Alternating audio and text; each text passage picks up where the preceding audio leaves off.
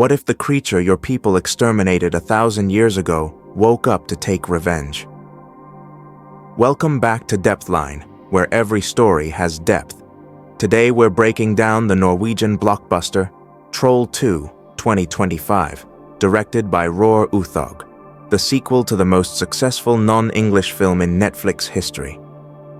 2 years after the events of the first film, paleontologist Nora Tidemann is once again called upon to save Norway. But this time the threat is far greater. An ancient troll nicknamed Jotun, who slept for 101 million years, awakens with a single purpose: to avenge the genocide of his people. This is a story about how historical crimes return to haunt a nation and about the sacrifices people are willing to make to protect their land. The film opens with a childhood memory of Nora. Her father Tobias tells her an old legend about a time when humans and trolls lived side by side in harmony. That era of peaceful coexistence ended when King St. Olaf II began the Christianization of Norway in the 11th century. According to the official version of history, Olaf expelled all the trolls from the country, branding them demons and pagans. Tobias always doubted this version of events and dedicated his life to uncovering the truth about trolls. 2 years after saving Oslo from the giant troll she named Pretty Boy, Nora lives as a recluse in a remote mountain cottage. She is obsessed with troll research, just as her late father was, spending her days studying ancient texts and artifacts. One day, Andreas Isaksson, the government advisor she worked with 2 years earlier, arrives at her house. Andreas has married his girlfriend Sigrid, and they now have a daughter named Uhura, a Star Trek-inspired name that reveals his geeky side. Andreas begs Nora to join a secret operation. He takes her to the Vemork power station, where a classified underground research lab is hidden, headed by Professor Marian Radani. Marian is a skeptical scientist who doesn't trust Nora's emotional approach to trolls and sees them only as objects of study. In a huge subterranean chamber, Nora finds a sleeping troll of incredible size, chained with massive iron bonds. This is Jotun, also known as the Megatroll, an ancient creature the government discovered and has kept in a state of suspended animation for experiments. Nora also meets Professors Müller and Wangel, who work in the laboratory. They show her ancient documents written by King Olaf himself that are stored with the troll. Nora is captivated by the creature and, despite Marian's warnings, approaches its face. She begins to sing the lullaby her father used to sing, an old Norwegian song about mountains and trolls. That proves to be a fatal mistake.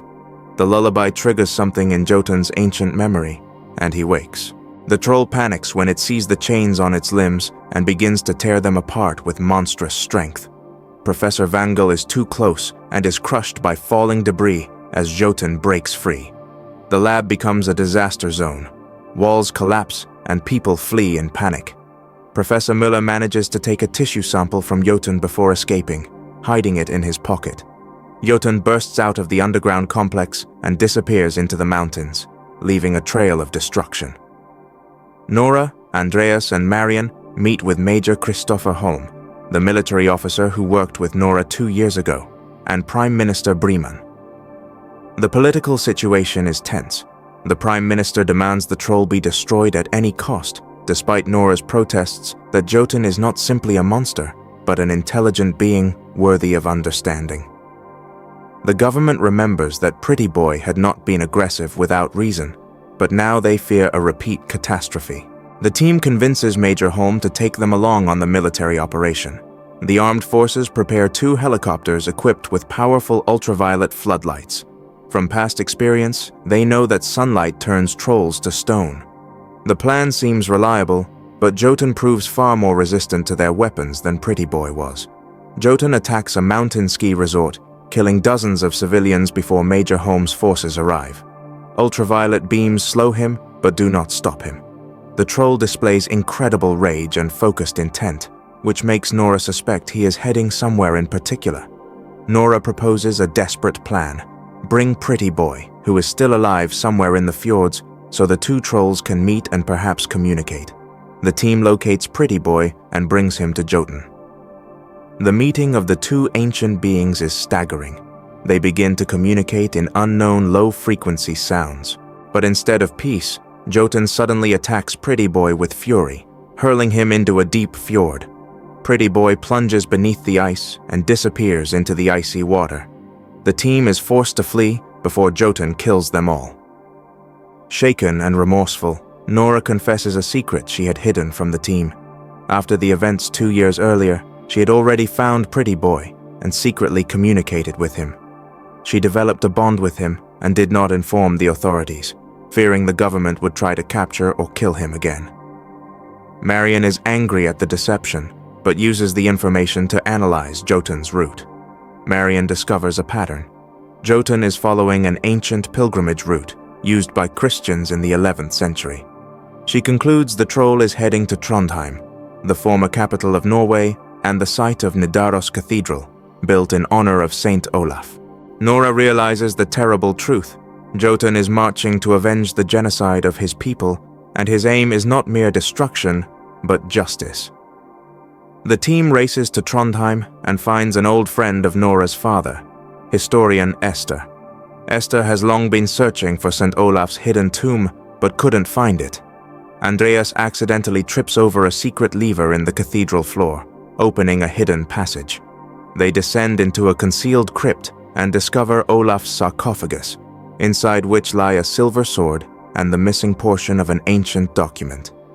The document upends everything Norwegians thought they knew about their history. It turns out Saint Olaf did not want to exterminate the trolls. Instead, he wrote a decree granting trolls rights to land. Trolls shall not be expelled from this land. For all injustices done to the Jotuns, we grant them their home. Olaf was killed on orders from the church for this decision, and the true story was suppressed for 1,000 years. Nora also recalls another important detail from her father's tales. Legends say that holy water from St. Olaf's spring was used to fight trolls. The team devises a plan. They mobilize Trondheim's residents to collect large quantities of holy water from the ancient spring and create weapons based on it. When Jotun enters Trondheim, the epic battle begins. Citizens and soldiers attack him with water cannons filled with holy water. The liquid scorches the troll's skin, making him writhe. But he continues toward the cathedral with relentless resolve. The city's defenses begin to crumble under his onslaught. At a critical moment, Pretty Boy, having survived his fall beneath the ice, emerges from the fjord. He challenges Jotun, and a titanic fight erupts between the two ancient beings on the streets of Trondheim. Buildings collapse and the ground shakes under their blows. Pretty Boy fights bravely, but Jotun is significantly larger and stronger. Gradually, Jotun gains the upper hand and begins to strangle Pretty Boy. Nora and Marion distract Jotun with rockets of holy water, giving Pretty Boy time to recover. Andreas realizes the only way to stop Jotun is to deliver the holy water inside his body, directly to his heart. He takes the last holy water bomb and asks Major Holm to lift him in a helicopter above the troll's head. In a final act of heroism, Andreas jumps from the helicopter and plunges into Jotun's open mouth, holding the activated holy water bomb. He shouts, "I love you," to his wife and daughter, before disappearing into the troll's throat. The bomb detonates inside Jotun, tearing him apart from within. The troll writhes in agony as the holy water burns his internal organs. Pretty Boy uses the moment of weakness to deliver the final blow. He punches through Jotun's torso and rips out his massive stone heart. Jotun collapses, dead, turning into a mountain of rock in the middle of Trondheim. The battle is over, but the price is high. Andreas dies, sacrificing himself to save the nation. Weeks later, we see Nora, Major Holm and Marion move in to live with Andreas's widow Sigrid and her daughter Uhura, helping them cope with their loss. They have created a new sanctuary for Pretty Boy, where he can live in peace, protected from the government and the military. Pretty Boy finally receives the refuge St. Olaf dreamed of 1,000 years ago. But a post-credits scene reveals a disturbing truth. Professor Müller, who took the tissue sample from Jotun during the lab escape, is secretly working in his private laboratory. He speaks on the phone about a classified mission, and the camera shows a glass containment with a troll hatchling grown from Jotun's genetic material. Miller is clearly planning something sinister, and this scene hints at a possible third film in which human experiments on trolls could create an even greater threat. Troll 2 is not just a sequel about giant monsters. It's a profound story about national guilt, historical justice, and how societies confront the crimes of their past. The film asks difficult questions. Does Jotun deserve his revenge for the genocide of his people? Were people right to exterminate trolls 1,000 years ago in the name of progress and Christianity? Norwegian folklore about trolls is not merely fairy tales. It's part of a national identity, as important to Norwegians as Santa Claus is to Americans. If you enjoyed this recap, like and subscribe to Depthline. We regularly break down blockbusters from around the world, including the best non-English films. Turn on notifications so you don't miss new episodes. Comment below if you'd like to see Troll 3.